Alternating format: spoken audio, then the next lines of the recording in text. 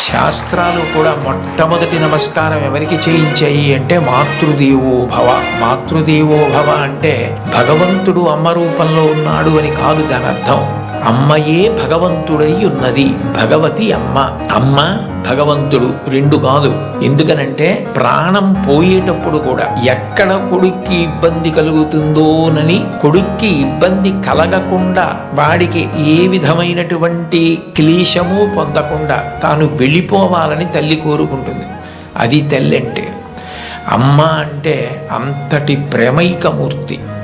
అమ్మ లాంటి వ్యక్తి జీవితంలో ఇక దొరకదు. జీవితంలో అన్నిటికన్నా పెద్ద నేరం ఏమిటంటే అమ్మకి చెప్పలేము అన్న పని మనం చేయలేదు. ఏ పని మనం చేస్తామో అది అమ్మకి చెప్పగలగాలి. మీరు ఏ పని చెయ్యండి, ఇది అమ్మకి నేను చెప్పలేను అన్న పని మీరు జీవితంలో ఎప్పుడూ చెయ్యకూడదు. భగవంతుడెంతో అమ్మ అంతే. మీరు మహాత్ములైన వారి ఎవరి జీవిత చరిత్ర పరిశీలించండి.